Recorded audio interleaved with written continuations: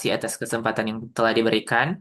Perkenalkan, kami dari kelompok akan melakukan demonstrasi untuk praktikum keamanan cyber untuk tugas yang pertama, yaitu tentang Windows. Untuk itu, sebelum kami melakukan demo untuk praktikum ini, kami akan memperkenalkan anggota kelompok kami. Yang pertama ada saya sendiri, Rivaldo Paat, dengan NIM 230211060052. Dan saya Jonathan Gabriel Kaligis dengan NIM 230211106040. Perkenalkan, nama saya Kevin Letemia dengan NIM 230211060046.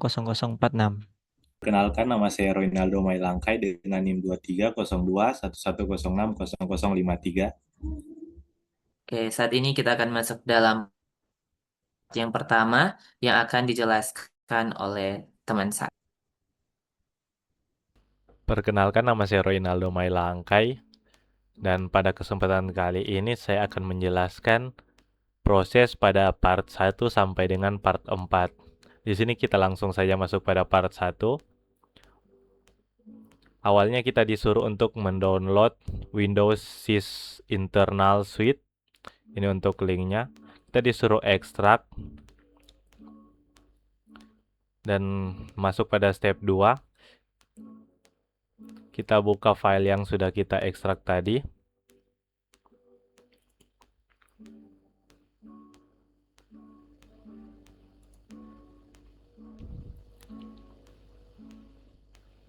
Di sini kita disuruh buka TCP view. Kita klik yes.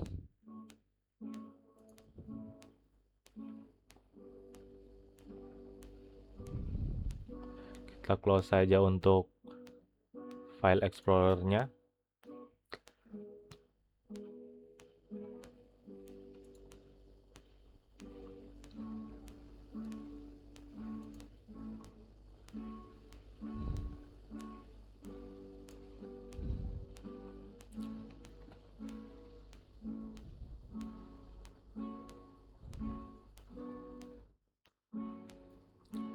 Kita disuruh double klik pada XAS. Apa itu XAS.exe dan di folder apa itu berada? XAS.exe berada di folder C /Windows /system32/isas.exe. Apa itu isas.exe? Isas.exe adalah kependekan dari Local Security Authority Subsystem Service. Proses ini adalah proses inti Windows yang bertanggung jawab untuk menangani autentikasi pengguna, kebijakan keamanan, dan token keamanan. Proses ini sangat vital untuk keamanan sistem.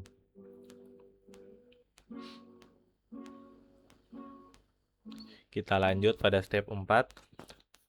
Di sini kita disuruh membuka web browser dan pada kesempatan kali ini saya akan menggunakan Brave.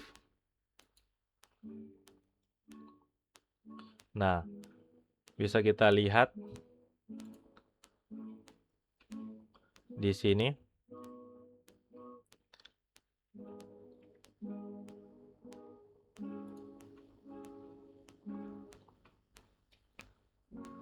Untuk bagian Brave-nya berwarna hijau. Di sini ada pertanyaan, apa yang kita lihat pada TCP view Windows? Nah, di sini untuk bagian yang berwarna hijau itu berarti aplikasinya sedang berjalan. Dan selanjutnya kita close the Windows. Kita close web browser-nya.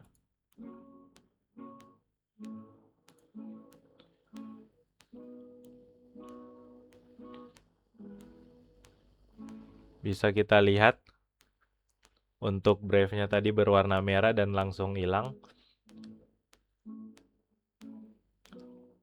Brave-nya berwarna merah karena kita meng-close-nya dan jadi programnya otomatis tertutup.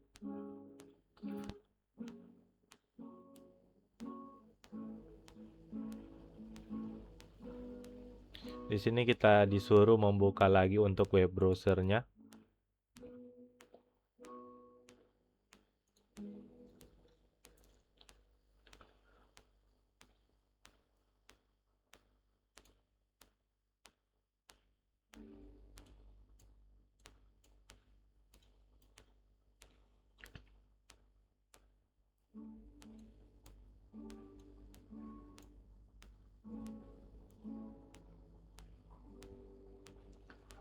apa yang kita lihat pada bagian TCP View.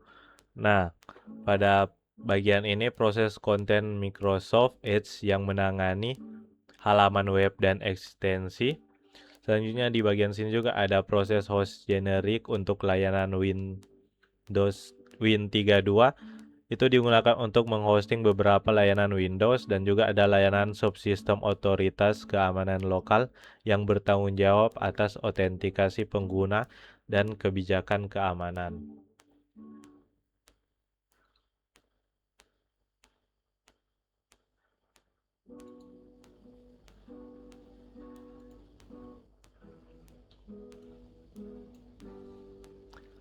Nah, kita untuk part satunya sudah selesai sampai situ. Kita bisa close saja untuk TCP view-nya. Kita masuk pada part 2. Untuk part 2, untuk step satunya masih sama dengan step 1 yang ada pada part 1. Dan kita masuk pada step 2. Di sini ada perbedaan yang dimana kita disuruh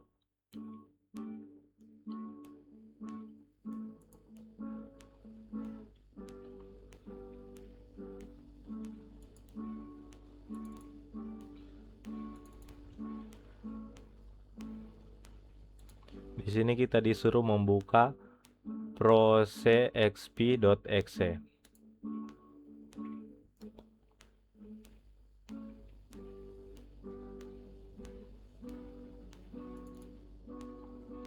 Kita agree. Kita bisa close saja untuk file manajernya.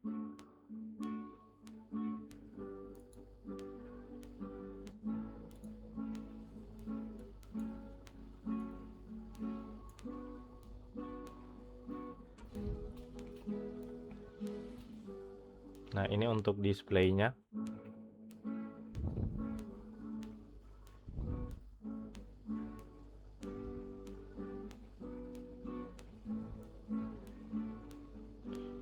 Saya disuruh untuk membuka Brave.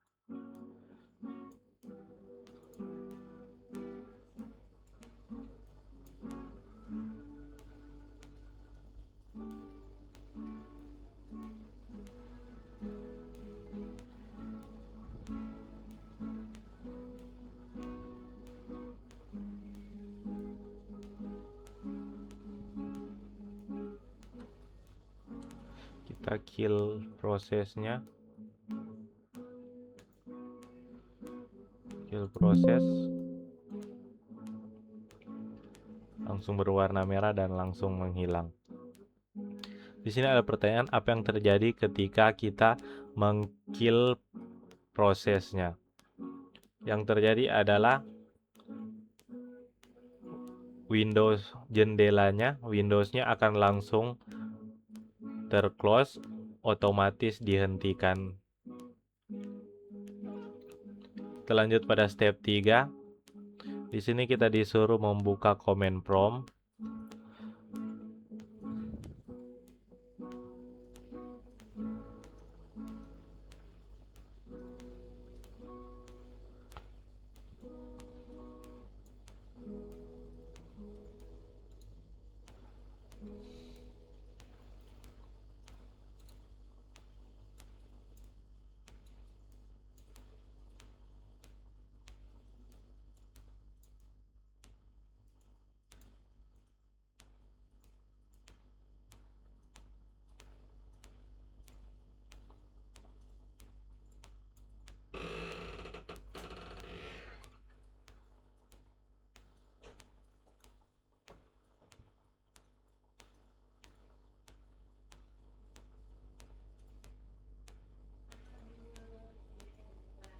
Nah, di sini kita disuruh untuk tes ping ya. Kita akan coba ping.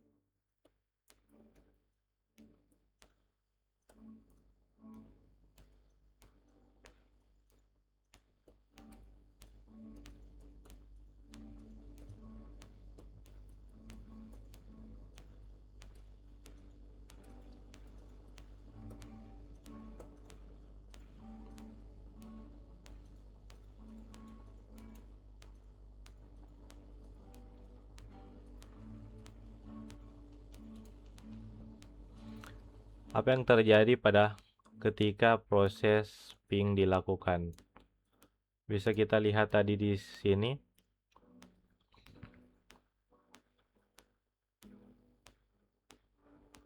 Selama proses ping terjadi, proses CMD-exe menjadi lebih aktif karena terus-menerus mengeksekusi perintah ping.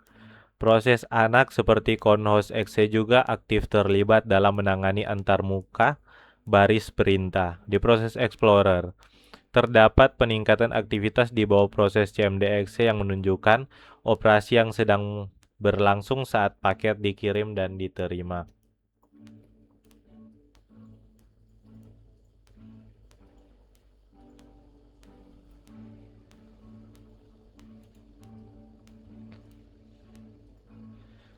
Di sini kita disuruh untuk right click, klik kanan pada bagian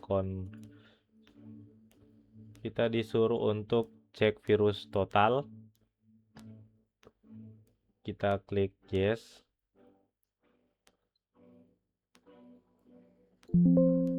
Kita klik OK.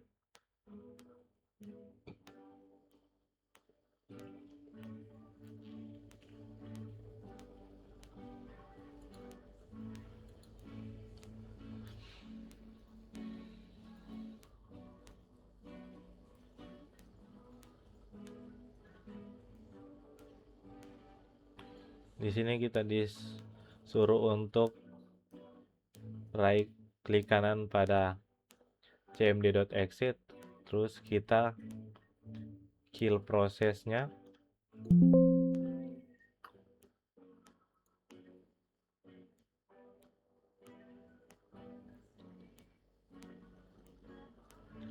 Apa yang terjadi pada anakan dari CMD, yaitu conhost.exe proses. Nah, saat jendela setelah proses CMD-exe dihentikan, proses anak conhost-exe juga ikut berhenti secara otomatis. Hal ini terjadi karena conhost-exe bergantung pada CMD-exe sehingga ketika proses induk berhenti, proses anak tidak dapat lagi berjalan dan juga ikut ditutup. Kita masuk pada part 3. Di sini kita close saja. Kita disuruh buka CMD lagi.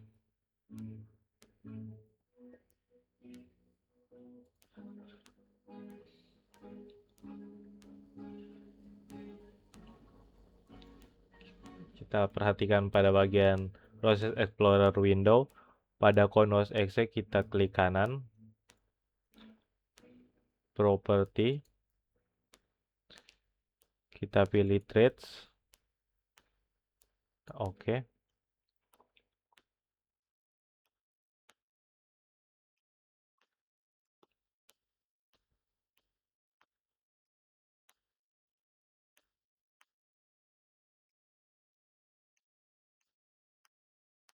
Nah, di sini ada pertanyaan.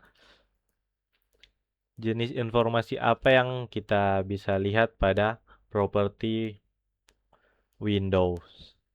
Nah, jendela properti menyediakan informasi detail tentang setiap thread, termasuk ID thread, penggunaan CPU, jumlah siklus, dan alamat awal thread.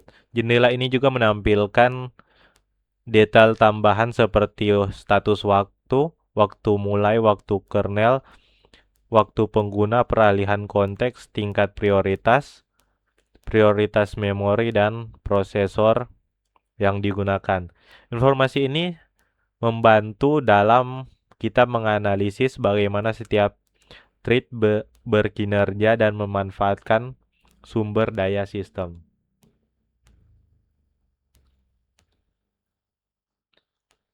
Oke saja. Selanjutnya kita masuk pada step 2. Pada bagian Process Explorer, kita klik View,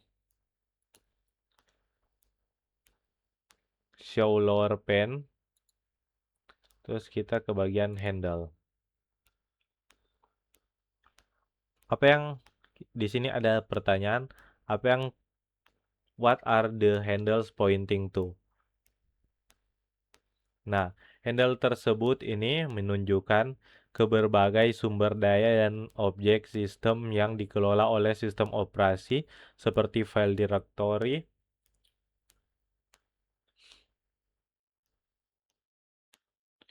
kunci registry, dan komponen sistem.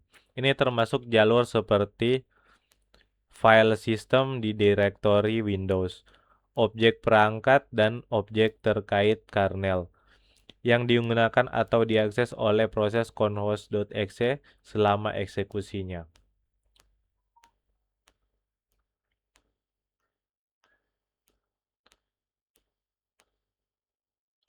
Nah, kita lanjut. Sekarang kita masuk pada part 4.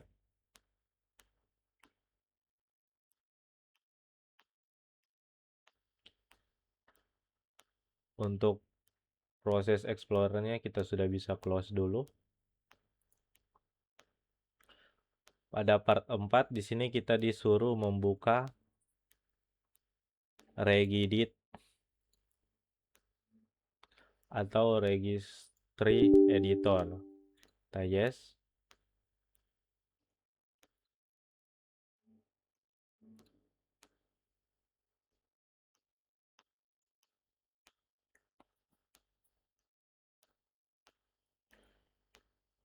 Sini kita disuruh untuk membuka pada bagian Haki current user.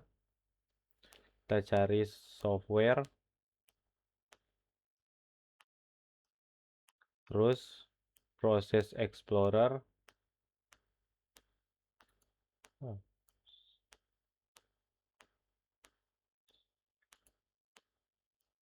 Proses Explorer.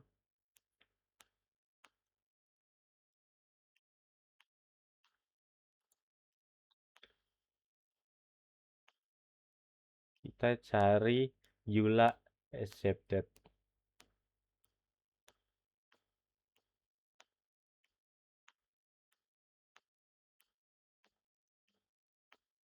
Ini kita double klik, kita ubah value datanya menjadi 0. Kita oke.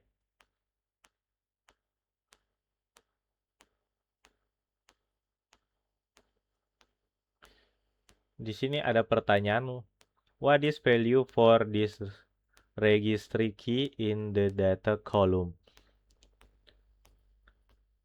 Nah, setelah di sini kita mengubah nilai data dari 1 menjadi 0, nilai untuk kunci registry EULA accepted di kolom data menjadi 0, yang menunjukkan bahwa EULA belum diterima. Di sini kita disuruh untuk membuka proses Explorer-nya lagi.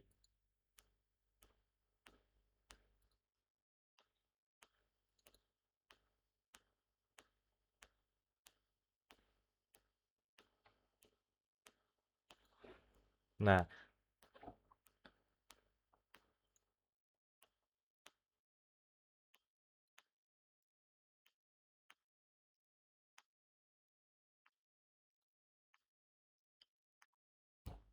di sini ada pertanyaan. Ketika kita membuka proses Explorer, apa yang kita lihat? Nah, seperti yang tadi sudah kita lakukan, saat kita membuka proses Explorer, permintaan persetujuan EULA muncul kembali. Hal ini terjadi karena nilai registry diubah untuk menunjukkan bahwa EULA belum diterima, sehingga aplikasi mengharuskan pengguna untuk menerimanya sekali lagi sebelum melanjutkan. Sekian dari saya. Terima kasih. Oke, terima kasih. Sekarang kita lanjut ke selanjutnya di part 5, 6, dan 7 tentang Let Create User Account. Oke, kenalkan saya Rivaldo Paat. Setelah dijelaskan oleh teman saya tadi, sekarang saya akan melanjutkan untuk lab ini. Di mana di lab ini kita akan membuat dan memodify user account di Windows. Dan terbagi atas 3 part, yaitu membuat local user yang baru setelah itu mereview user account property, dan yang ketiga itu mengganti atau memodify, mengubah local user account. Kita masuk ke dalam part yang kelima, di mana kita diminta untuk creating a new local user account. Nah, di step yang pertama, kita diminta untuk open the user account tool. Jadi, on the computer with an administrator account. Karena di sini saya telah menggunakan akun administrator atau akun punya saya di laptop ini, yaitu bernama Revaldo Paat. Jadi, saat ini kita akan buka control panel dan kita akan membuka user account. Control panel, kita akan membuka user account.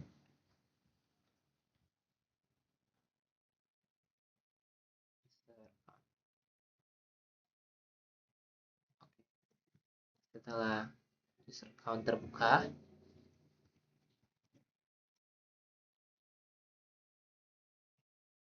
di sini kita diminta untuk membuka Windows dari user account. Kita telah membuka Windows dari user account dan di sini kita diminta untuk mengklik Manage Another Account.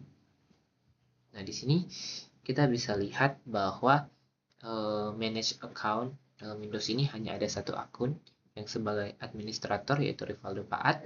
Dan di sini kita diminta untuk add a new user in PC settings. Jadi kita menambahkan satu user di PC setting. Di sini. Nah, di sini ada perbedaan antara Windows 10 juga Windows 11, di mana di Windows 10 untuk menambahkan account itu ada di family and other people, tapi di Windows 11 dia ada di other user. Di sini kita tambahkan account.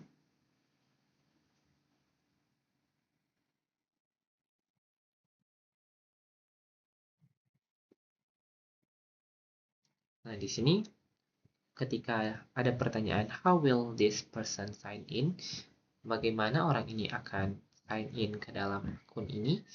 Jadi kita klik saja I don't have this person sign in information.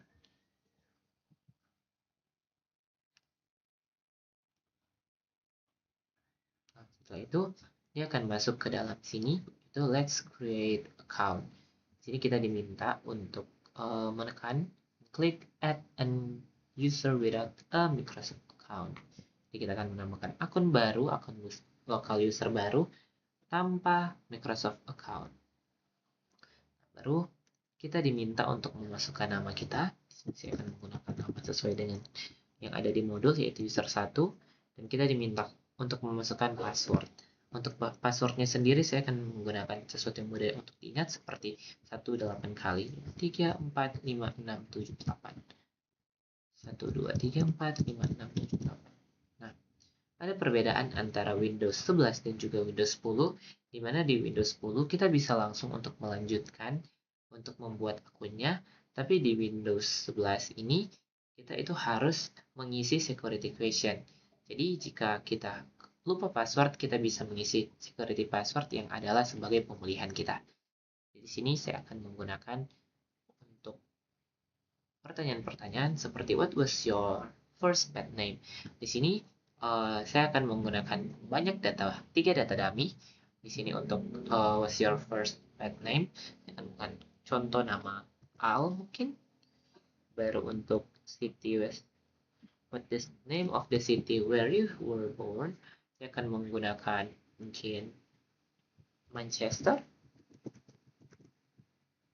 Baru yang ketiga, childhood nickname, I will use Justin Bieber. Oke. Dan kita klik next, dan setelah itu kita bisa melihat bahwa user 1 atau akun dari user 1 ini sudah muncul atau sudah jadi. Dan di sini kita ditanya what type of user account did you just create? Karena tadi kita tidak memilih untuk user 1 itu dia menggunakan tipe seperti apa, jadi di sini kita harus cek secara pribadi di akun option, kita change account type, dan kita bisa lihat kalau dia itu menggunakan standard user. Setelah itu kita diminta untuk login the newly created user account, it should be successful. Kita diminta untuk login ke dalam user 1.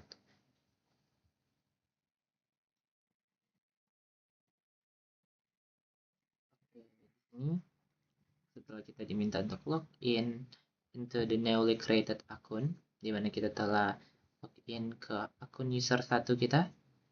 Dan saat ini ketika kita sudah login ke akun user 1 kita, di sini kita diminta untuk navigate to user folder di directory C, dan kita buka ini di PC directory C, baru ke user folder. Nah, di sini kita diminta untuk right click user 1 folder dan kita pilih property dan security tab security, dan kita lihat grup atau user apa yang memiliki full control atas ini. Oke, di sini ada sistem, baru ada user 1, baru ada user administrator. Jadi kita bisa bahwa sistem, user 1 dan administrators itu bisa untuk akses secara penuh untuk folder dari user 1. Dan sekarang kita diminta untuk open the folder that belongs to CyberOps user. Di sini untuk profil folder dari CyberOps user di laptop saya yaitu Lenovo. Di sini kita akan ketik property dan kita lihat where you are able to access the folder explain.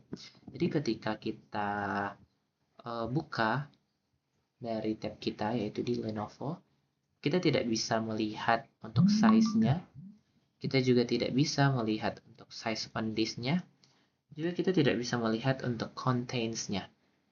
Dan setelah itu kita lihat di tab sharing, di sini juga not share, di tab security, di sini dikatakan bahwa you must have read permissions to view the properties of this object. Jadi kita harus memiliki akses atau permissions supaya kita bisa read atau membaca data dari file atau folder Lenovo ini. Jadi ketika ditanya apakah kita bisa mengaksesnya, jadi jawabannya adalah tidak. Kita tidak bisa mengaksesnya karena user 1 itu adalah standar user akun. Dan standar user akun tidak memiliki akses untuk melihat atau mengubah profil folder dari user yang lain. Nah, di sini setelah itu kita diminta untuk logout lagi dan kita akan masuk ke akun utama kita. Kita logout, setelah itu kita akan masuk ke akun utama. Oke, setelah kita login kembali ke dalam CyberOps user atau user utama kita, di sini kita bisa lihat kalau username-nya sudah Rivaldo Paat dan India. Kita bisa lihat. Dan setelah itu, sekarang kita lanjutkan, dimana kita diminta untuk navigate to si user folder, right click the folders and select property. Jadi kita akan buka lagi, kita terus kiri, navigate to si user, C, kita buka folder user, dan di folder user ini kita akan buka property dari folder user, property, dan kita klik security tab. Which group or user have full control of this folder? Jadi kita akan lihat satu persatu, di mana untuk everyone dia tidak memiliki akses untuk full control, dia tidak memiliki akses untuk modify, juga tidak memiliki akses untuk write. Nah, untuk sistem itu dia memiliki full control untuk folder ini. Selain itu, untuk administrator juga sama, dia memiliki full control untuk folder ini. Dan untuk user itu sendiri, dia tidak memiliki full control. Jadi, grup atau user yang memiliki full control untuk property di si full users itu hanyalah systems dan administrators. Selanjutnya, kita masuk ke dalam part yang ke-6. Nah, di part yang ke-6, kita diminta untuk membuka control panel.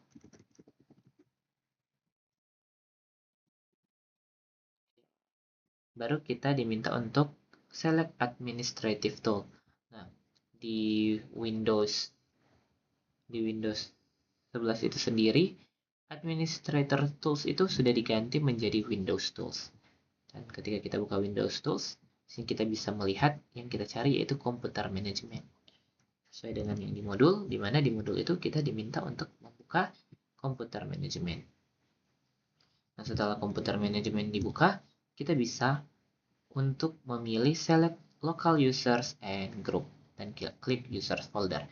Tapi kalau kita melihat di Windows 11 itu tidak memiliki opsi untuk memilih tab dari local users and group.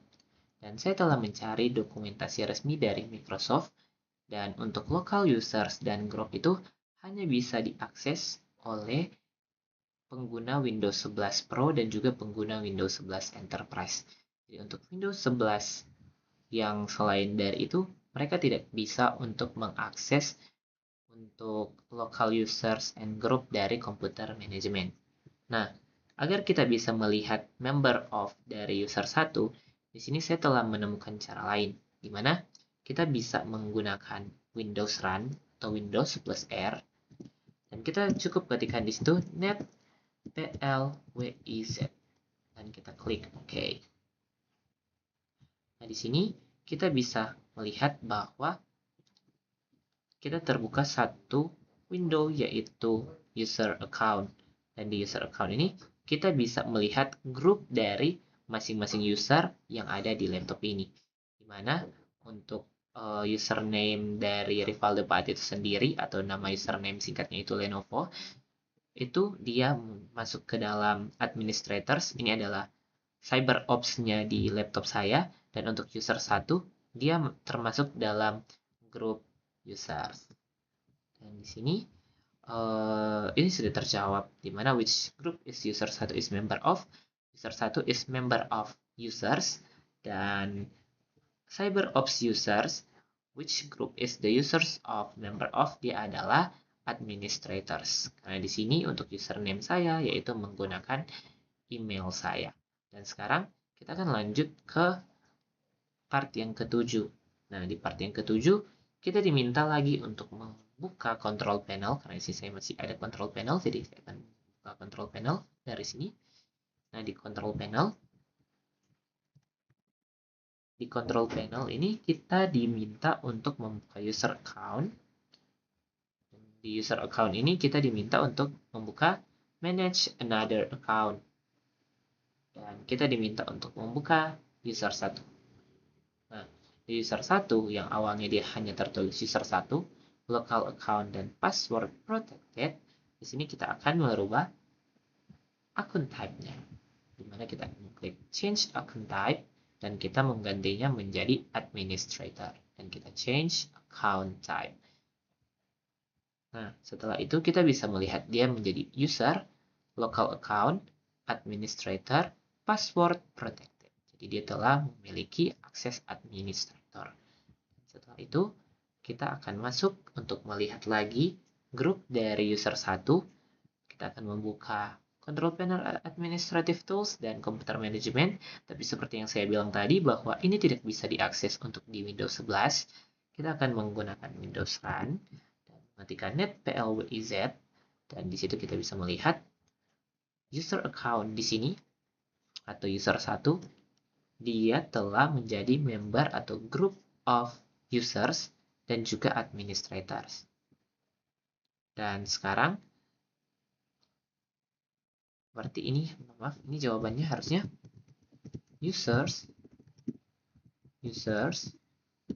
and administrators. Dan setelah itu kita diminta select administrators and click remove to remove user 1 from the administrative group. Klik OK to continue. Nah, karena berbeda di Windows 11, jadi cara untuk melakukannya adalah dengan kita klik property untuk user 1, kita pilih group membership, yang awalnya dia standard user dan juga administrator, karena dia base-nya adalah standard user, jadi dia awalnya ini hanya termasuk ke standard user, tapi dia sudah masuk juga administrator.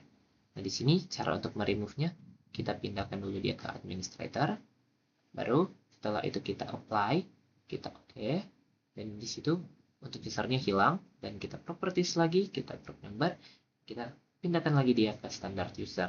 Ini untuk menghapus atau remove user 1 dari administrative group. Kita apply, kita oke, dan ini kita bisa lihat bahwa dia sekarang itu hanya termasuk dalam users, sudah tidak termasuk lagi dalam administrators. Dan sekarang kita masuk ke step yang kedua adalah untuk menghapus account.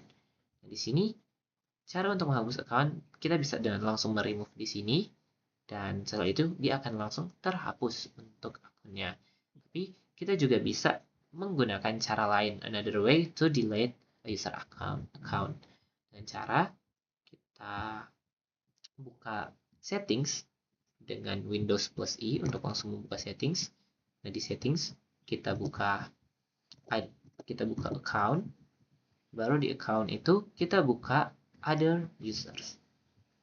Nah, di other users itu kita pilih user yang akan kita hapus, yaitu user 1, dan kita pilih remove.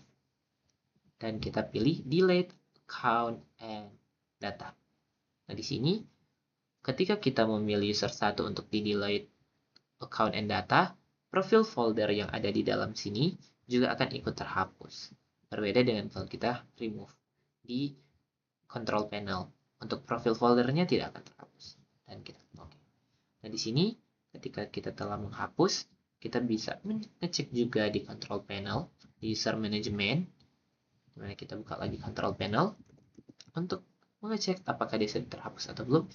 Control panel kita buka user account, dan kita manage another account. Kita bisa lihat di sini tinggal satu saja user, di mana user satunya sudah terhapus. Dan sekarang setelah itu kita klik OK to confirm deletion, dan kita masuk ke dalam reflection atau refleksi. Di sini ada dua pertanyaan. Pertanyaan yang pertama, why is it important to protect all account with strong password? Nah, di sini dari kelompok itu menjawab dengan to prevent unauthorized access the system, protect sensitive data. Mohon maaf, ada typo di sini. Protect sensitive data and defend against brute force or dictionary attack by malicious actors. Jadi maksudnya di sini adalah untuk mencegah akses yang tidak memiliki akses, atau akses yang tidak resmi, atau akses yang tidak seharusnya.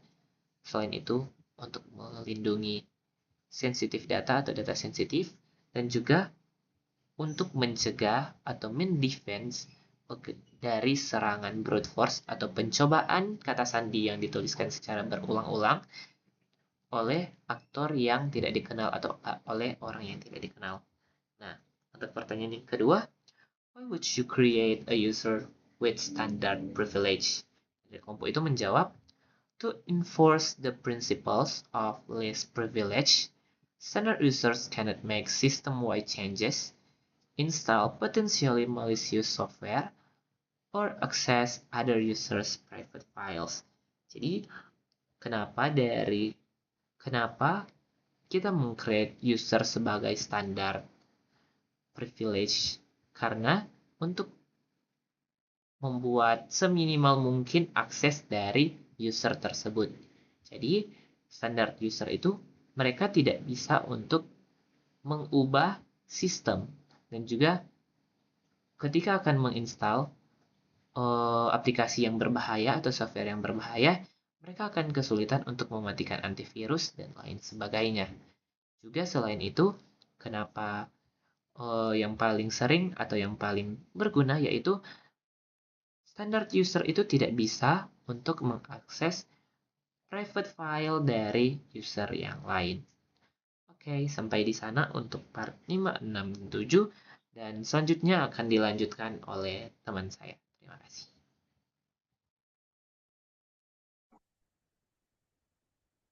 Oke, baik.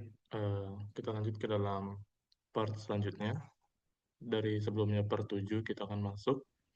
Jadi, kita masuk ke dalam lab using Windows PowerShell.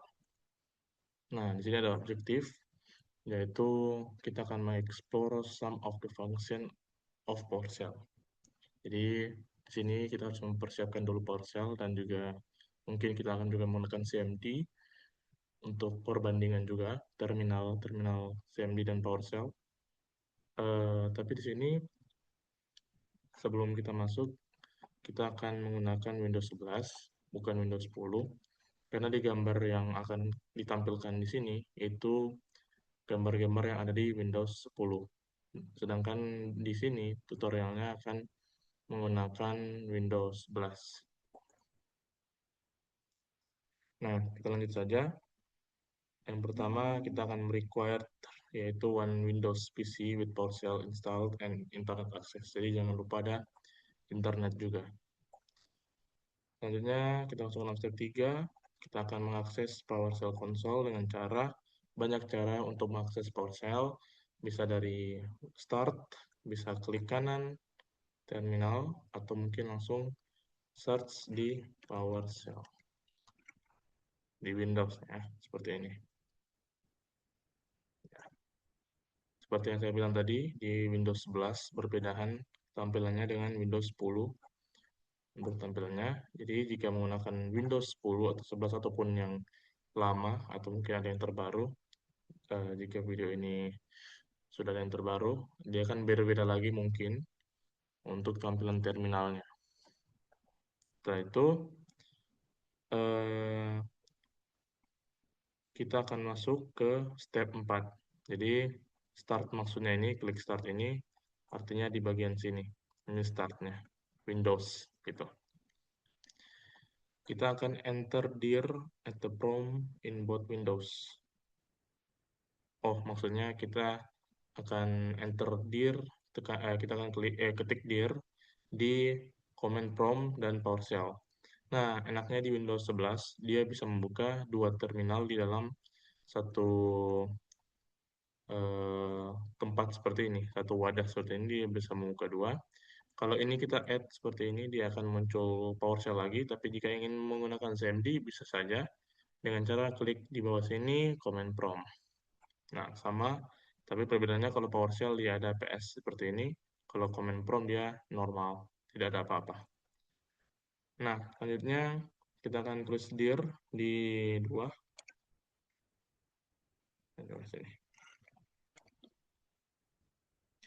Nah, what are the outputs to the dir command?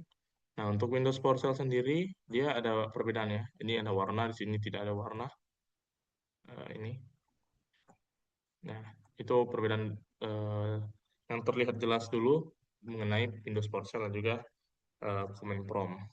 Lalu, untuk bagian isinya, outputnya ya sama-sama saja. Sini ada banyak hal. Tapi mungkin yang perbedaan sini kalau dari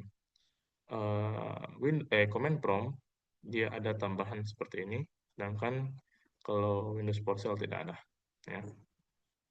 Oke, jadi dir itu maksudnya kita akan membuka directory yang ada di dalam file folder yang kita punyai. Lalu di bagian B, try another command ya, such as ping, cd, and ipconfig. Lalu what are the result? Nah, kita langsung saja.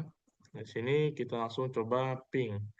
Nah, di sini ping itu jika kita hanya tulis seperti biasa, dia akan muncul seperti ada tanda untuk menargetkan sesuatu. Karena ping ini harus menargetkan sesuatu seperti IP address, atau mungkin link-link yang ada. Contohnya, kita bisa ping google.com.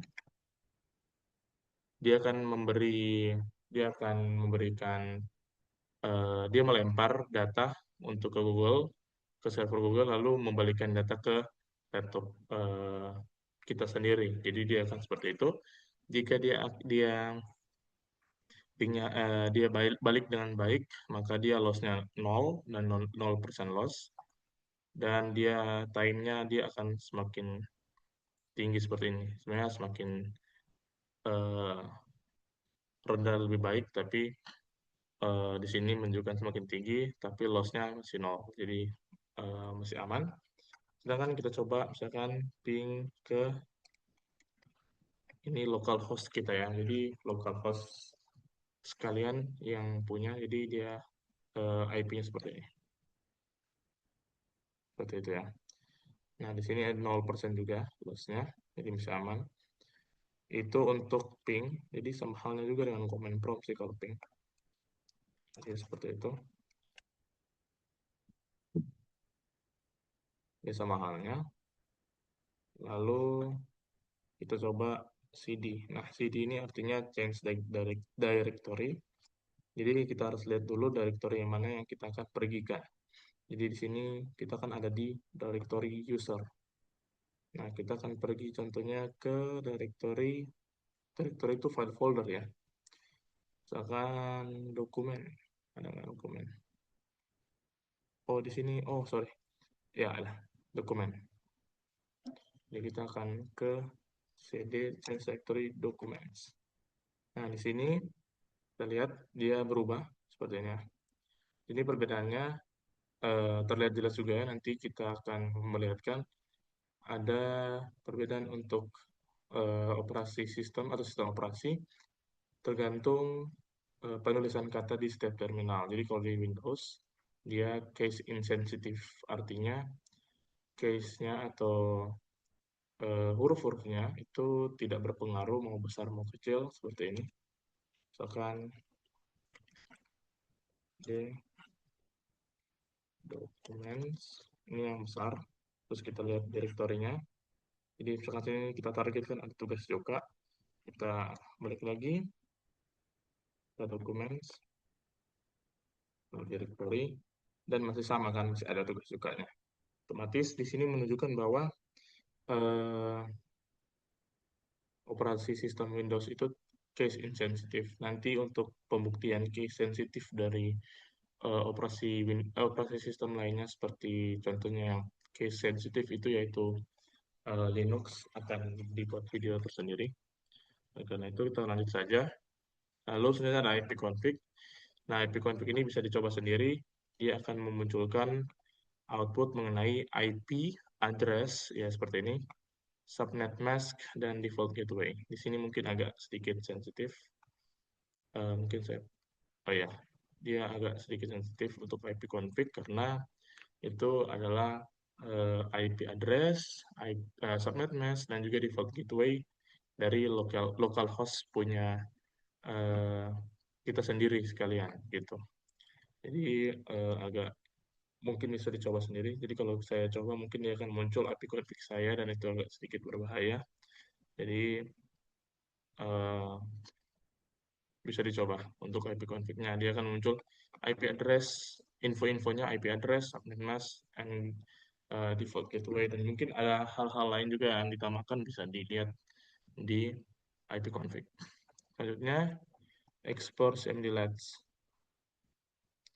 Nah, di sini kita akan sudah akan menggunakan yang namanya berfokus ke PowerShell. Karena kalau di command prompt kita coba pakai prompt ini, dia tidak ada get alias seperti itu. Tidak ada library-nya di command prompt. Sedangkan kalau di PowerShell, nah dia muncul ya. Jadi dia akan memunculkan get child item seperti yang di modul get child item. Jadi what is PowerShell command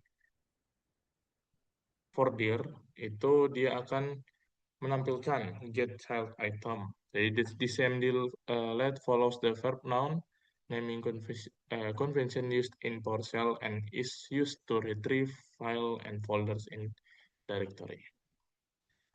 Oke, jadi bisa lihat juga di sini. Nah, kita akan meng-close command prompt atau PowerShell yang ada. Jadi kita close, lalu kita explore the netstat. Nah, jika sudah pakai netstat, kita akan memerlukan yang namanya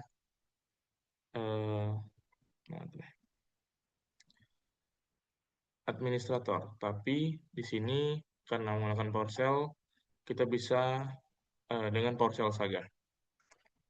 Seperti di modul bilang, Karena ada beberapa data yang harus menggunakan admin, harus dengan admin. Tapi di sini kita ikut modulnya terlebih dahulu. Jadi mungkin nanti di bawah ya, itu ada netstat yang harus menggunakan admin. Tapi di sini untuk modulnya kita akan ikuti terlebih dahulu, netstat minH. Nah, di sini akan menampilkan bermacam informasi ya, sini. Seperti PID, count, dan closing count yang ada. Lalu di sini kita coba lagi netstat min R atau min H, min R. Nah, di sini sudah lebih banyak informasi-informasinya. Ini ada IPv4. Nah, netstat min R. Nah, itu juga. Oke, itu kita skip juga. Nah, what is IPv4 gateway? Nah, di sini sudah jawabannya, di mana gateway dia akan merouting table, dia akan menunjukkan routing table, yaitu 192.168.1.1 di sini. Ya, terus sorry. Nah, IPv4 ya, seperti ini. 192.168.1.1. Nah, ini maksudnya dia akan merepresentasi default gateway yang dipakai sistem untuk mengkomunikasi dengan external network atau data eksternal. Itu untuk IPv4. Jadi dia yang berguna juga untuk internet juga seperti itu, dan kecepatan-kecepatan internet juga dari IPv4. Nah, lalu bagian C di sini kita akan menggunakan administrator. Nah, kita exit aja dulu. Kita langsung saja terminal admin. Kalau muncul komen komen yes atau no, kita tekan yes. Lalu ini tampilan administrator, hanya perbedaan di sini. Selanjutnya kita netstat min upno. Nah, kita akan coba. Nah, itu muncul banyak hal. Nah, di sini kenapa kita harus menggunakan administrator? Karena di sini ada 4 kira-kira ya, 4 A, B, N, O komennya, di mana A itu all, B itu binary, N itu numerical, dan O itu owning file. Nah, di sini yang paling sensitif yaitu di B, di mana dia binary, dia akan membuka aplikasi, dan aplikasi itu membutuhkan akses administrator dan juga WiFi dan juga internet. Seperti itu. Jadi binary ininya menemukan aplikasi, dia harus menggunakan administrator, yaitu menggunakan izin administrator. Jika tidak, maka dia akan seperti ini. Kita akan tunjukkan. Maka dia harus merequest operation karena bukan bagian dari pekerjaan selain administrator. Seperti itu. Nah, setelah kita cek netstat ABNO ini, kita akan lihat ya. Open Task Manager, navigate Details tab, klik the PID heading so the PID are in order. Kita Task Manager ya, dengan cara klik kanan di bagian bawah sini. Jadi bisa dilihat ya, ini bawah sini. Klik kanan Task Manager. Lalu kita navigate to Details tab. Seperti ini. Di Windows 11 seperti ini ya. Setelah itu kita tunggu loading. Oke. Jadi misalkan tadi sebenarnya akan teracak ya, tapi sini saya sudah pernah urutkan. Nah, di sini dari 0 atau dari yang paling kecil, atau bahkan yang tidak ada, dia akan order by descent atau ascent, seperti itu. Descent itu maksudnya dari rendah ke tinggi, atau ascent yang dari atas ke bawah. Nah, lalu klik the PID heading sudah, select one of the PID, dari contoh PID 756. Nah, kalau sini 756, kalau kita bisa menggunakan PID dari sini. 1744 ya, paling atas ya. Karena sini yang paling atas tadi 756. Setelah itu, locate the selected PID. Ini right click, kita akan mencari PID number tersebut tadi. di task manager kita 1744. Nah, ini dia PID-nya 1744, dia statusnya running untuk username network service. Lalu kita akan lihat right click the select PID to open the properties dialog box for more information. Kita klik kanan ya, yang ini baru properties. Nah, di sini kita bisa melihat ada properties dari nama apa ini namanya, nama aplikasi ya. Ya, nama aplikasi atau .exe-nya yaitu SFC host. Nah, di sini kita bisa lihat ya beberapa informasi such as general, digital signature, security details, previous versions, di mana di dalam general itu ada menampilkan type of file, yaitu aplikasi, deskripsinya itu tentang Windows service atau host prosesnya, lalu lokasinya ada di sini, si Windows 32, size-nya seperti ini, size di disknya seperti ini, created-nya kapan, aksesnya kapan, dan semacamnya. Ini juga ada details, files description, type, dan semacamnya, dan beberapa hal lain. Itu menjadi jawaban dari what information can you get from details tab and the properties dialog box for your selected PID. Jadi dia akan muncul formulanya, ada dialog box, ada include file location, dan tadi yang sudah saya jelaskan. Seperti itu. Setelah itu mungkin kita exit saja task manajernya. Ya. Empty recycle bin using PowerShell, yaitu step 7. Kita akan menggunakan PowerShell untuk membersihkan recycle bin. Ini dari step kita harus wajib tahu cara untuk clear recycle bin dengan terminal. Dengan cara clear strap recycle bin. Dan di sini kita akan mencobanya.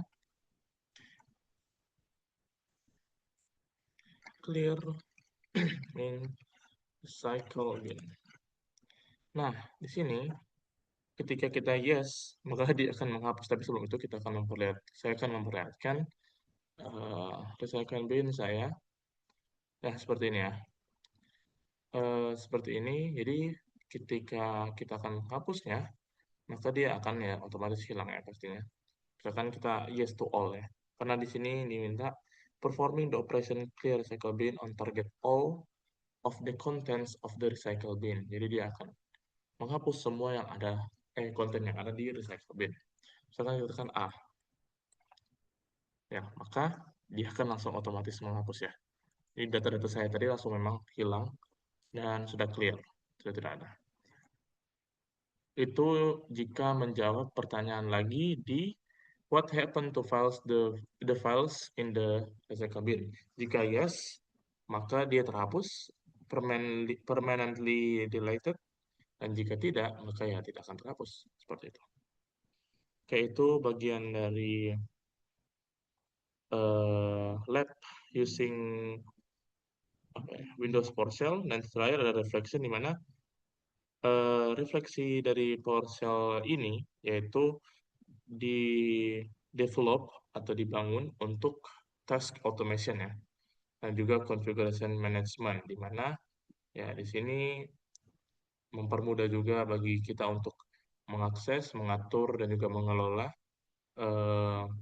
file-file folder, atau mungkin langsung tes ping seperti tadi untuk mengetahui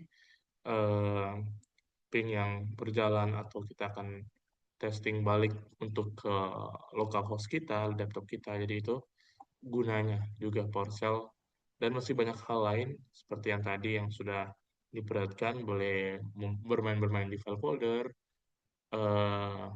automation, dan juga konfigurasi dari file-file yang ada seperti itu, boleh pakai admin ataupun tidak pakai administrator. Nah, itu untuk lab using Windows PowerShell. Selanjutnya kita masuk ke lab Windows Task Manager. Nah, ini mungkin singkat saja, di mana di sini terbagi 3 part ya. Ada part working in the process tab, ada part working in the service tab, dan ada part working in the performance tab. Nah, sini kita hanya membutuhkan sebuah Windows menggunakan internet. Nah, seperti yang ada tadi. Jadi kita harus mempersiapkan juga test manager. Jika test manager tidak jadi, coba di fix terlebih dahulu. Jadi tinggal test manager seperti ini. Kita langsung masuk saja. Working in the process tab. Open a command prompt and web browser. Nah, mungkin ini kita exit dulu. Ini juga. Nah, kita open command prompt. Lalu web browser, contoh Microsoft Edge. Nah, lalu di sini kita akan buka task manager. Ada cara lainnya ya. Control Alt Delete.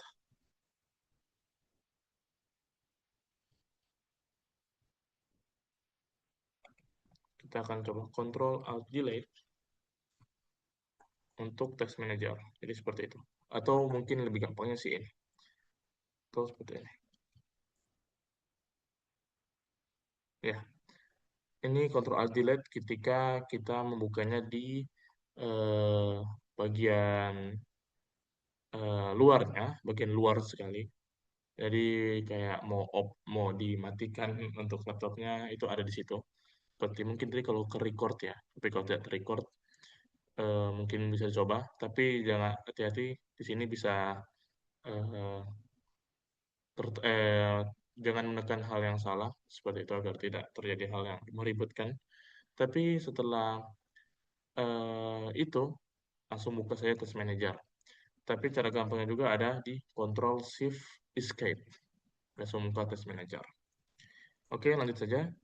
Setelah itu klik More Details to see all. Oke, ini Windows 10 ya, seperti yang saya bilang tadi. Ini membutuhkan Windows 11.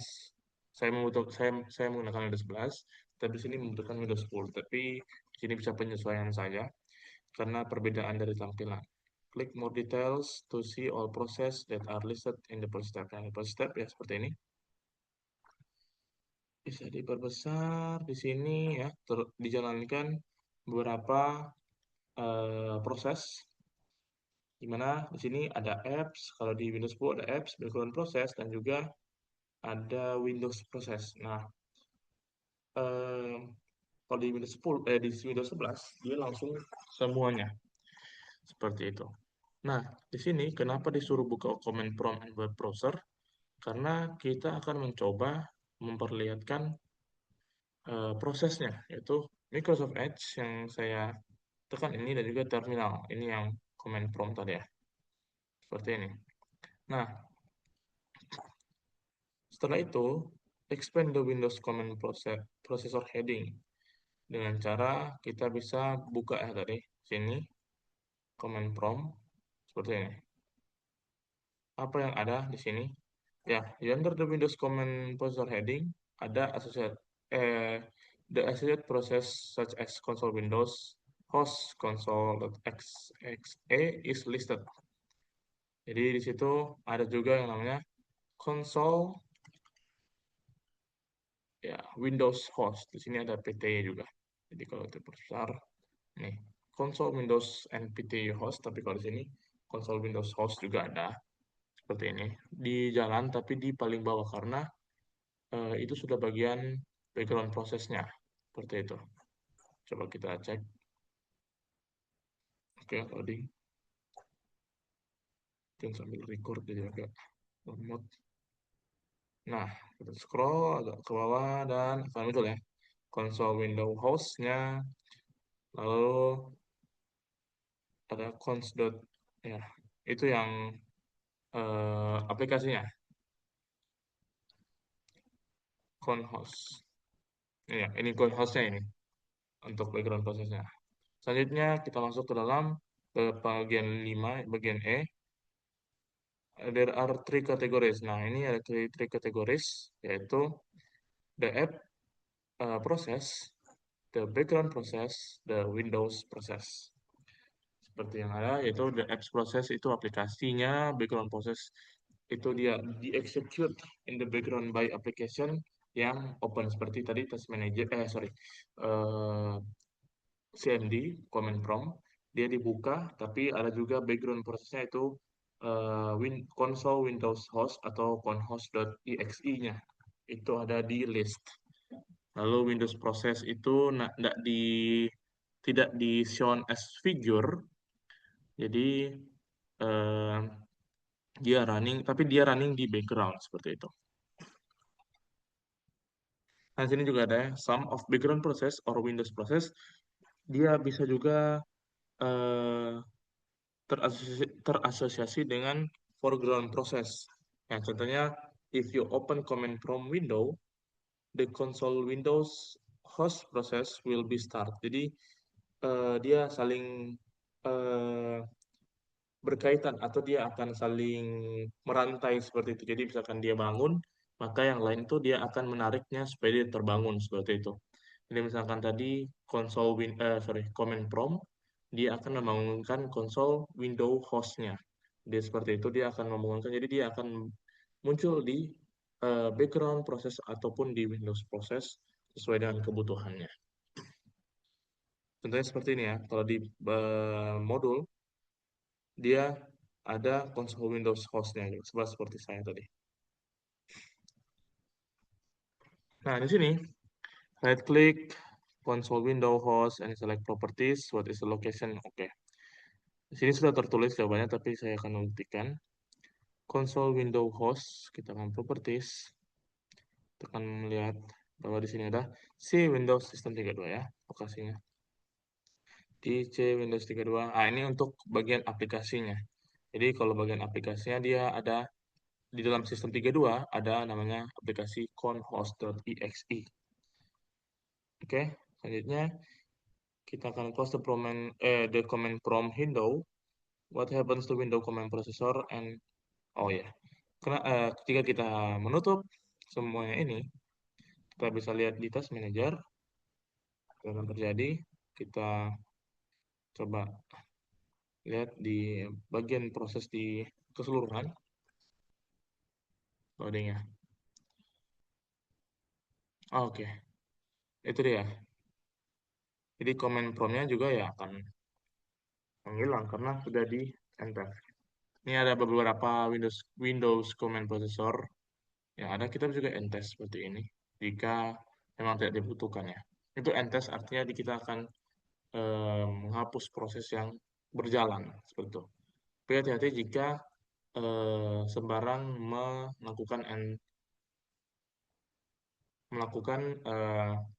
tapi hati-hati jika sembarang melakukan ntest kepada aplikasi atau proses-proses tertentu karena mungkin akan menyebabkan memori yang akan unstable dan akan freeze atau crashing juga bagi Windows kalian. Jadi itu mungkin dipikirkan terlebih dahulu jika ingin task.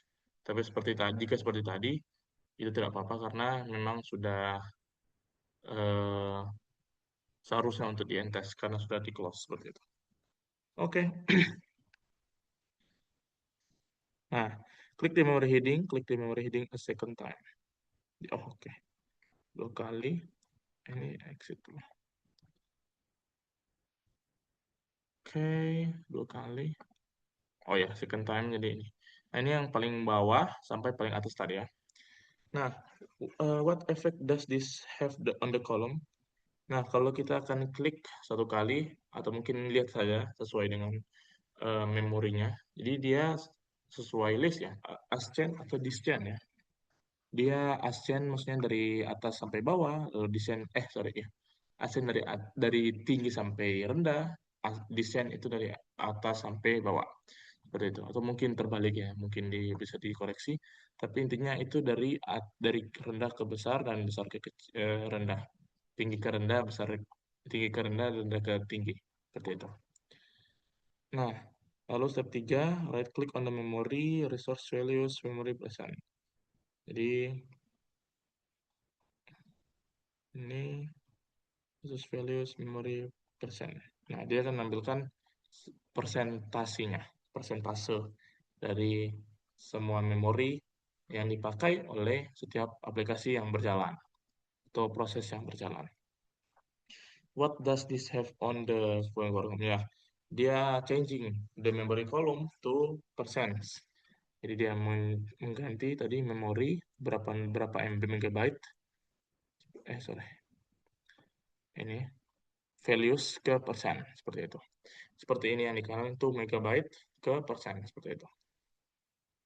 How could this be useful? Ya, karena kita bisa mengecek di mana seberapa besarnya atau tingginya persentase sebuah aplikasi yang digunakan di dalam proses tersebut. Jika memang sudah melebihi dan itu tidak terlalu berguna, maka kita bisa end test seperti tadi atau mungkin langsung mengeluarkan aplikasi atau proses tersebut itu sangat berguna juga. Lalu return to the task manager, klik the name heading, double klik the Microsoft Edge. Oke, ini ya. Oke, ini dia. Double klik the Microsoft Edge, what happen? Nah, ketika kita double klik ya the Microsoft Edge, bukan berarti dia akan mengarah ke Microsoft Edge tersebut akan terbuka sendirinya, tapi dia akan memunculkan proses-proses yang ada dalam Microsoft Edge tersebut atau aplikasi yang kalian tuju tadi. Dia akan muncul seperti tabs and extension running under it. Jadi dia akan muncul. Jadi ini misalkan browsernya, berarti dia ada browser sini ya. Ini browser yang saya buka. Tab, maksudnya browser itu tabnya ya new tab seperti ini. Browser itu Microsoft Edge-nya, tab itu yang saya buka tadi itu new tab. Ini boleh kita rename ya. Oh, nggak bisa. Nah, lalu ada extension yang berjalan, utility, ada juga lain-lain lah. Service worker juga bekerja, itu untuk Chrome extension-nya. Atau mungkin kalau di Microsoft Edge juga ada Edge extension juga. Right click Microsoft Edge and select end task. What happens? Ya, pastinya dia akan langsung kill task atau dia langsung habis atau terclose. Seperti itu. Oke, lanjut part 9, working on the service tab. Oke, kita akan klik service tab. Oke. Setelah itu use the scroll bar on OK to view all the service listed. Oke, jadi sudah what status are listed. Nah, seperti yang ada di sini ya, dia ada. Nah, running, stop, running, stop, running, stop. Jadi cuman dua hal tersebut ya.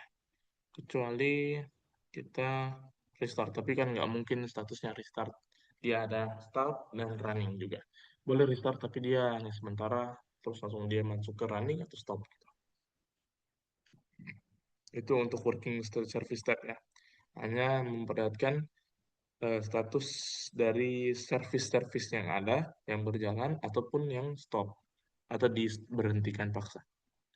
Working in the performance tab, part 10. Klik the performance tab. Oke. How many threads are running? Nah, berapa threads yang running? Di sini gampang sekali, langsung lihat saja. Oke, kita akan buka ke CPU. Di sini ada 5918. Nah, kalau di sini saya menjawabnya karena menggunakan gambar yang ada di CPU, yaitu 1271.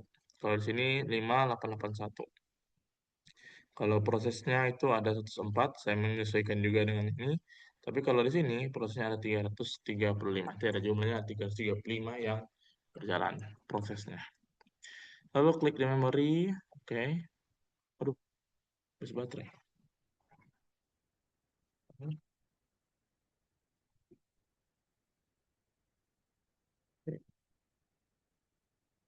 Oke, lanjut. What is the total physical memory? Oke, di sini kita buka lagi physical memory. Oh, di sini ada ya tertulis ya. 4 GB, yaitu yang ada di sini, kalau memory usage-nya. Kalau saya di sini ada 24 GB ya. Lalu kalau 4 GB itu 4096 MB, kalau 24 GB berarti 24.000 MB, atau mungkin kalau diterjemahkan dia harus mengalihkan berapa itu kalau dari megabyte. Ini kalau 1 GB kan dia 1000 MB. Jadi mungkin semacamnya 24 GB Itu semacam 24.000 MB. What is the available physical memory? Kalau di sini 2,5 GB available-nya. Kalau di saya itu 12,2 GB. Seperti itu. Lalu how much physical memory atau megabyte is being used by the computer? Nah, itu adalah memori yang dipakai, yaitu kalau sini memori setnya ada 11 GB ya. Mana itu? Ini 11 GB ini yang case ini 11 GB atau ini in use, sorry. Yang in use ini yang dipakai, kompresnya sudah dikompres sedikit. Kalau sini 1,4 GB ya.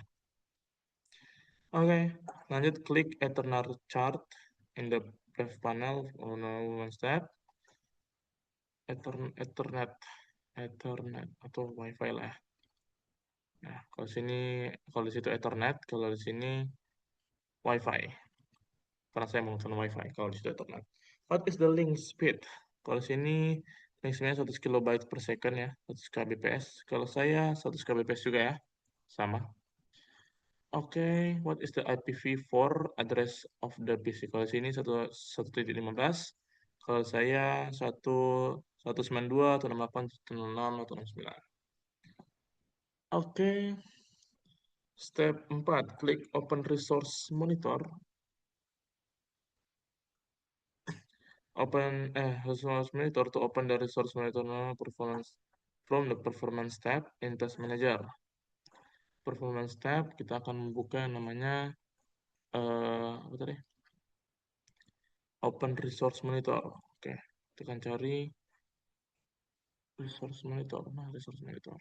Ini. Oke, di sini Resource Monitornya ditampilkan ya. Lalu kita akan cek apanya. Oh ya, di sini kita akan buka overview. Nah, overview-nya sudah muncul. Nah, di sini kita bisa lihat threads-nya, CPU-nya, lalu ada apa ini? Average apanya? Wait. Average CPU. Oke, average CPU ada CPU juga yang berjalan sesuai dengan aplikasi, background, Windows, dan lain-lain dalam prosesnya. Seperti itu, jadi kita exit saja dan refleksi. Bagian terakhir dari part 7, 8, 9, 10, yaitu tadi apa? Lab Windows Test Manager. Di mana refleksi ini, why is it important for an administrator to understand how to work within the test manager? Nah, karena ya seperti yang kita lihat sendiri, banyak hal yang dibutuhkan oleh laptop yang kita harus lihat untuk memantau kondisi atau mungkin mengelola juga bagian dari namanya memori atau mungkin WiFi tadi atau yang lain-lain, performance, proses, dan lain-lain yang kita butuhkan seperti ini memori. Jika sudah terlalu banyak, kadang-kadang akan agak sedikit lemot atau freeze atau crash dan lain semacamnya. Jika CPU-nya juga sudah terlalu besar persentasenya, maka dia akan juga crash dan semacamnya. Itu yang menjadi guna dari Task Manager ini. Bukan cuma itu, dia bisa me-end-task seperti ini jika sudah terlalu terlalu besar memori yang dipakai, CPU atau disk ataupun networknya, dan tidak terlalu dibutuhkan, maka bisa di-end-task atau expand juga untuk memperlihatkan apa isi yang digunakan oleh aplikasi atau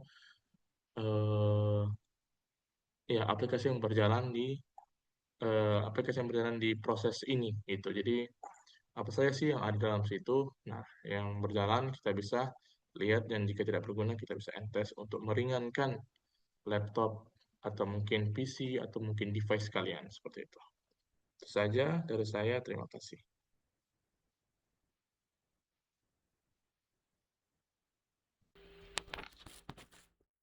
Oke, baik. Jadi di sini saya akan menjelaskan terkait prosedur pelaksanaan praktikum keamanan cyber ini yang tugas 1 di part 11 sampai part 13.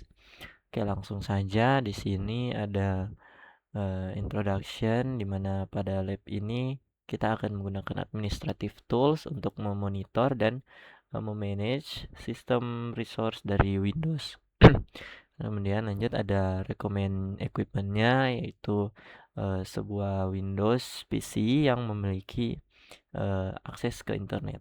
Oke, langsung saja kita mulai dari part 11. Nah, di sini kita akan melihat apa yang akan terjadi jika sebuah service yang di dalam Windows itu berhenti dan juga dimulai. Nah, kita akan menggunakan di sini routing dan juga remote access service. Routing and remote access service sebagai contoh dari service yang akan kita coba. Nah, kemudian service tersebut juga mengizinkan untuk perangkat lokal dan juga untuk menjadi sebuah router ataupun remote access server. Oke, langsung saja di sini kita akan membuka terlebih dahulu network sharing center. Nah, kita akan melihat di adapter settingnya.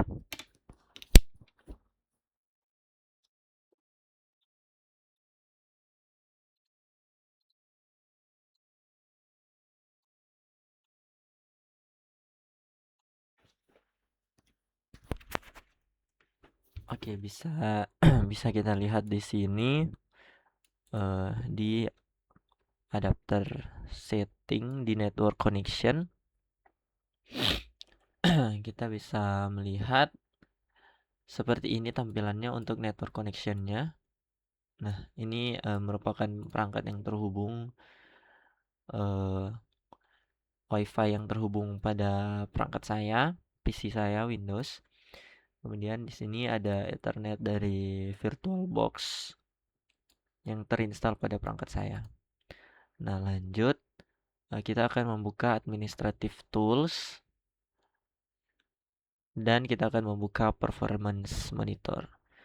Nah, jadi untuk membuka performance monitor sendiri kita bisa langsung saja untuk mencarinya di sini di start.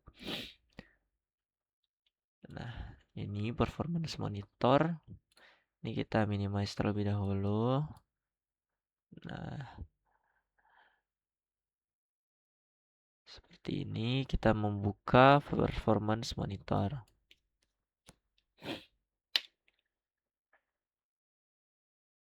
Nah, ini terlihat sementara di performance monitornya sementara berjalan, dan kita bisa klik di sini untuk freeze display-nya. Dan sini diperintahkan di step 5 untuk meng-freeze display iconnya. Meng-freeze untuk performance monitornya. Nah, kita bisa tekan di sini untuk freeze display. Nah, seperti ini, stop recording. Nah, kemudian kita klik kanan di performance monitor di sini dan kita akan clear grafiknya. Kita bisa lihat di sini. Nah, ini jadi hilang. Nah, kita akan biarkan ini terbuka terlebih dahulu. Kemudian kita kembali ke administrative tools dan kita membuka service. Sama juga ketika membuka performance monitor, kita bisa langsung cari di sini untuk service. Nah, oke, lanjut. Di dalam service ini kita akan mencari routing and remote access. Kemudian kita nanti akan buka settingannya, kita akan melihat di dalamnya seperti ini dan perintahnya. Kemudian startup type-nya kita ubah menjadi manual, kemudian kita apply. Oke, lanjut. Sini kita buka routing, cari routing. Routing and remote access. Nah, ini kita double klik. Nah, bisa dilihat di sini untuk startup type-nya pada saya masih disable, dan ini kita akan ubah ke manual. Kita ubah. Tunggu sebentar. Nah, kita ubah ke manual, kita apply. Nah, untuk service statusnya sendiri masih stop dan kita bisa start secara manual karena startup type-nya tadi sudah kita ubah dari disable ke manual. Nah, kemudian setelah itu kita jangan menekan dulu startnya, kemudian kita balik ke performance monitor, kita unfreeze terlebih dahulu iconnya, dan kita tunggu dia akan berjalan seperti ini. Nah, oke. Kemudian kita balik ulang ke routing and remote access tadi service-nya.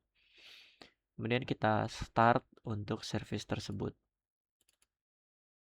Ini kan tadi sudah sebentar berjalan dan kita start.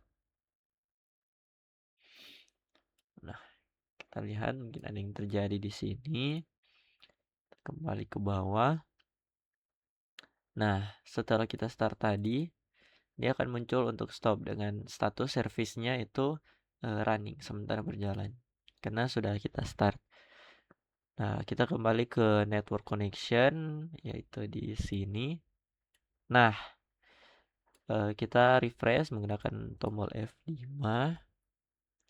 Kita bisa melihat di sini ada satu koneksi internet yang baru yang tertambah itu setelah ini kan what changes appear in the window after starting.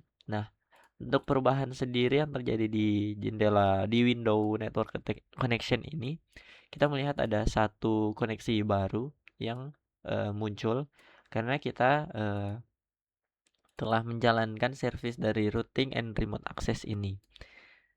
Nah, dia akan muncul di sini. Kemudian perintah selanjutnya di step 14 kita akan stop kembali service tadi routing and remote access tersebut. Kita bisa lihat di sini, kita buka, kita stop.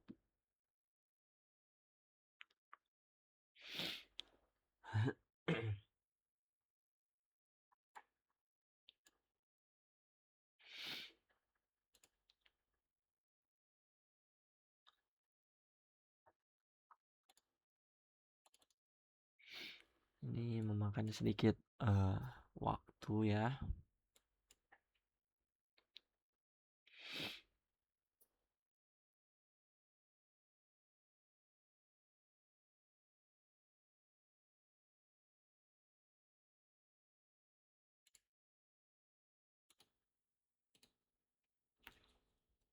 Oke, di sini kita bisa melihat untuk service statusnya itu telah berhenti. Agak membutuhkan waktu yang lumayan lama pada perangkat saya. Oke, lanjut. Setelah kita stop, kita kembali ke window network connection. Nah, di sini kita melihat bahwa koneksi internet yang tadi yang baru itu telah hilang dan dia kembali seperti di awal sekali sebelum kita menyalakan routing and remote access service tadi. Oke, kita lanjut, kita kembali ke performance monitor dan kita freeze lagi. Kemudian ini ada pertanyaan apa yang di record apa yang paling banyak di record di grafik tersebut. Nah, di sini ada petunjuknya melihat dari graphic color dan juga counter color. Nah, kita melihat di sini ada graphic colornya itu warna merah. Di bawah sini ada color berwarna merah dan juga counternya yaitu processor time. Nah, jadi untuk menjawab pertanyaan ini apa yang dihitung yang paling banyak itu yaitu ya processor time-nya ini, dimana memang hanya satu yang terhitung yaitu processor time-nya. Kemudian kita ganti untuk graphic type-nya dari line kita menjadi report. Nah, kita bisa melihat di sini untuk report view-nya processor time-nya itu 11.902 pada perangkat saya. What values are displayed by the counter? Nah, itu untuk value-nya itu 11.902 dan nilai apa yang dilihat yaitu processor time tadi. Kemudian kita kembali ke service ini, routing dan remote access. Kita mengubah kembali startup type-nya menjadi disable. Kita ubah. Nah, seperti ini. Untuk service statusnya sudah tidak bisa untuk kita jalankan manual ataupun hentikan secara manual. Kita oke. Kemudian nah, what is the status and startup type for routing and remote access? Nah, untuk statusnya sendiri menjadi hilang, kosong, karena sudah di disable untuk startup type-nya, dan startup type-nya sendiri yaitu disable. Karena sudah kita ubah secara manual tadi ke disable. Kemudian kita balik ke performance monitor. Kita unfreeze display-nya. Nah, kita jalanin kembali. Nah, bisa kita lihat di sini untuk processor time itu berjalan lumayan banyak. Kemudian kita close semua window yang kita buka pada part 1. Oke, kita close, dan close. Oke, kita lanjut ke part 12, di mana pada part ini kita akan bekerja pada Computer Management Utility. Nah, untuk toolnya sendiri terbagi dari 3 kategori, yaitu System Tools, Storage, dan Service and Application. Lanjut, kita masuk ke Administrative Tools lagi, dan sama seperti sebelumnya, kita bisa langsung membuka Computer Management. Nah, kita expand terlebih dahulu 3 kategori by clicking on the System Tools. Oke. Nah, di sini sudah terbuka untuk System Tools-nya. Ada 3 kategori. Kita masuk ke Event Viewer. Kita buka lagi. Kita masuk ke Windows Lock. Kita masuk ke System. Nah, di sistem ini kita akan melihat event properties. Nah, ini kita buka. Namun sebenarnya untuk propertiesnya sendiri kita bisa lihat langsung dari sini ya. Ini hanya untuk memisahkan jendelanya. Sedangkan kita bisa memilih dan untuk melihat apa saja yang terjadi pada device saya selama beberapa apa yang telah terjadi. Dan di sini juga ada date and time-nya, timestamp-nya, di mana pada saat perubahan terjadi itu dia muncul di sini. Nah, untuk karena itu dinamakan sebagai event viewer. Jadi kita bisa melihat apa saja yang berubah atau yang terjadi pada perangkat kita yang berkaitan dengan service dan 3 kategori yang telah disebutkan pada awal part tadi. Oke, ini kita akan melihat dan mencari di sini. Kita dibilang akan mendapatkan 4 event yang menjelaskan tentang starting dan stopping untuk routing dan remote access service yang telah kita otak-atik sebelumnya. Nah, di sini ada yang pertama, di mana statusnya itu berubah dari start menjadi disable. Nah, ini untuk startup type-nya. Dari yang kita bisa start manual, dia menjadi disable, kita ubah tadi. Ini yang terakhir ya, dimana kita mengubahnya dari manual itu menjadi disable. Nah, kemudian kita mencari yang lainnya. Ini ada remote access juga. Namun ini berbeda ya, soalnya di sini dibilang menjelaskan dari pada saat kita menyalakan dan juga menghentikan dari service routing dan remote access. Sedangkan di sini lebih ke kita untuk mengakses ke DHCP servernya itu tidak bisa karena ini automaticnya dial in clients. Jadi untuk klien tidak bisa untuk mengakses dari resource network ini karena saya sempat juga mengganti dari IP address laptop saya itu ke manual bukan ke DHCP, jadi dia akan menimbulkan notifikasi seperti ini ya. Oke, lanjut. Nah, ini tadi kan demand start to disable.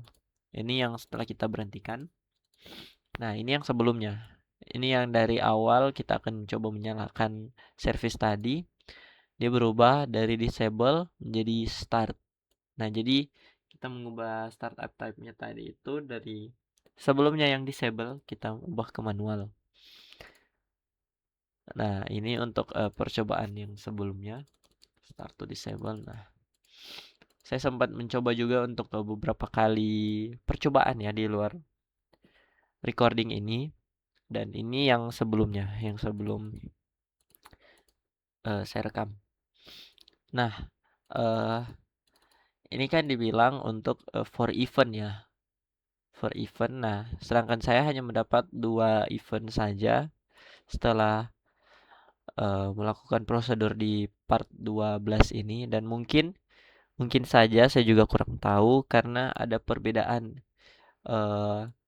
versi Windows di mana pada modul ini menggunakan Windows 10 sedangkan saya menggunakan Windows 11, dan mungkin saja ada perbedaan pada event viewernya ini, di mana kalau di Windows 11 itu hanya menampilkan 2 saja sedangkan Windows 10 menampilkan 4. Mungkin seperti itu, namun saya juga kurang tahu dan mohon maaf bila penjelasan saya ini salah.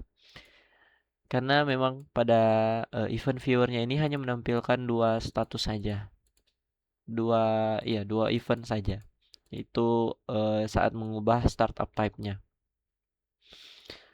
Oke, lanjut. Nah, ini close all open Windows. Setelah part 12 kita masuk ke part 13-nya. Oke, kita close. Nah, lanjut. Di part 13 ini kita akan mengkonfigurasi Advanced Administrative Tool dan memonitor bagaimana ini mempengaruhi di komputer PC, di perangkat kita lah. Oke, kita langsung masuk ke performance monitor.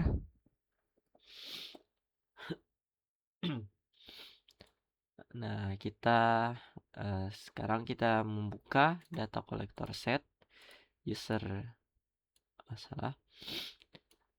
user define, kita new, kemudian data collector set. Di sini kita akan membuat data collector set yang baru. Nah, in the name type of memory logs. Nah, jadi untuk namanya kita akan menggunakan memory logs. Kemudian kita create manually, advance, kita next. Kemudian data lognya tipe data yang mau kita cek itu yaitu untuk performance counternya. Kemudian kita next. Nah,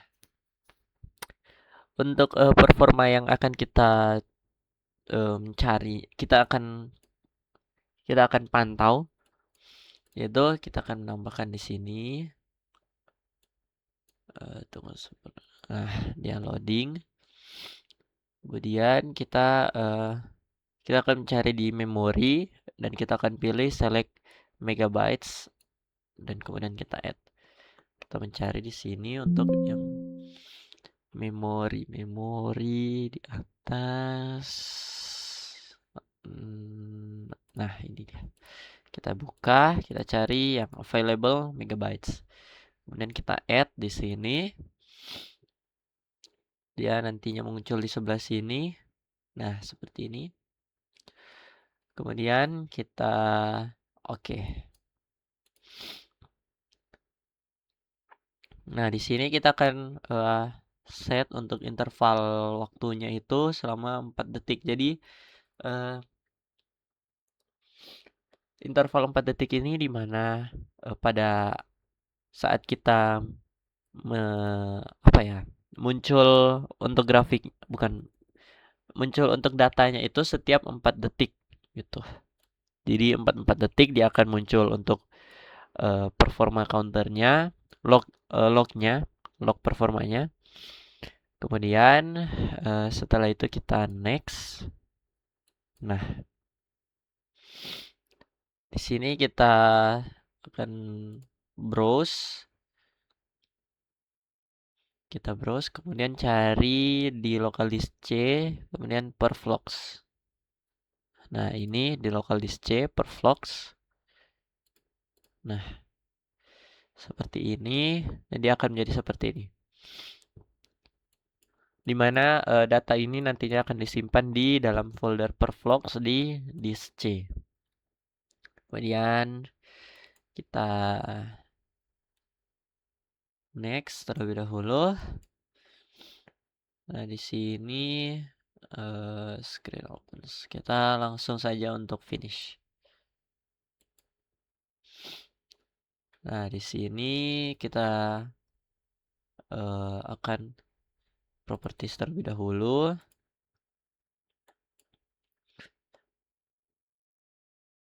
Kita tunggu sebentar, insert properties. Oh, salah, maaf. Nah, di sini kita buka di memory logs, properties. Kita buka di change the log format. Ini dari yang binary, kita mengubahnya ke comma separated. Seperti ini, comma separated. Kemudian kita masuk ke tab file. Nah, di sini ada pertanyaan, what is the full path name to the example file? Nah, untuk full path name-nya itu di sini. Perflux desktop. Nah, desktop ini untuk device saya, perangkat saya. Kemudian ini ada untuk tanggal dibuat dari file log ini, yaitu 2026 bulan 4 tanggal 18 sesuai dengan tanggal pada hari ini. Oke, lanjut. Kita klik OK. Kemudian select the memory logs icon di panel kiri. Kemudian kita klik green arrow yang ini untuk memulai dari data collector set ini. Oke, kita mulai. Nah, sudah sebentar mulai. Nah, di sini notice green arrow is placed on top of the memory logs icon. Nah, di sini kita melihat di sini ada icon starting ya, panah hijau green arrow di logo di icon memory logs ini. Nah, lanjut untuk memaksa device ini menggunakan memori yang ada, kita coba untuk membuka browser. Kita buka browser di sini apa saja. Semisal kita mencari ini. Nah, kita coba saja. Seperti ini. Nah, sudah. Kita close browsernya. Kemudian kita buka lagi. Kita klik yang black square untuk mengstop dari data collector setnya ini. Nah, what change do you notice for the memory logs icon? Nah, untuk memory logs iconnya tadi karena sudah di stop untuk data collector setnya, jadi icon green arrow tadi sudah hilang, icon start tadi startingnya itu hilang. untuk menjawab dari pertanyaan ini. Kita lanjut, kita buka ke komputer, kita mencari di drive C di Perflux. Nah, di sini kita masuk ke folder Perflux-nya. Kita buka folder lognya. Kemudian kita double klik file CSV-nya. Kita buka menggunakan Notepad. Nah, seperti ini. Buka menggunakan Notepad. Nah, ada pertanyaan. Nah, kita bisa lihat di sini juga Notepad-nya. Nah, kemudian di sini ada pertanyaan, what does the column farthest to the right show? Nah, kita bisa lihat di sini ada kolom available megabytes. Kita bisa lihat di sini untuk megabytes yang masih tersedia itu ada 8.000, 8.000, 8.000, 8.000, 7.000 dan seterusnya. Nah, kita bisa lihat juga di sini untuk interval yang tadi telah kita atur di 4 detik. Nah, kita lihat di sini 45, 49, 53, 57, dia bertambah 4 detik. Setiap 4 detik maksudnya. Dia akan memunculkan untuk clocknya. Lanjut, setelah itu kita close and window with the Perflux folder. Kita close. Kita masuk ke sini, kembali ke performance monitor, right click memory logs, kemudian kita delete. Nah, seperti itu. Yes, confirm. Open. Oh, kita kembali lagi ke folder Perflux tadi. Nah, kita bisa lihat masih ada di sini dan kita akan hapus that was created to hold the memory lock. Untuk kita hapus folder ini yang menyimpan memory lock yang tadi telah kita buat. Sini kita delete, kita continue dan hilang. Oke, lanjut. Setelah yes, kita close all open windows. Oke, dan berakhirlah untuk part 13. Dan sekian dari presentasi dari tugas 1 praktikum keamanan cyber dari kelompok kami. Jika ada salah kata dari masing-masing kami, mohon dimaafkan. Dan terima kasih.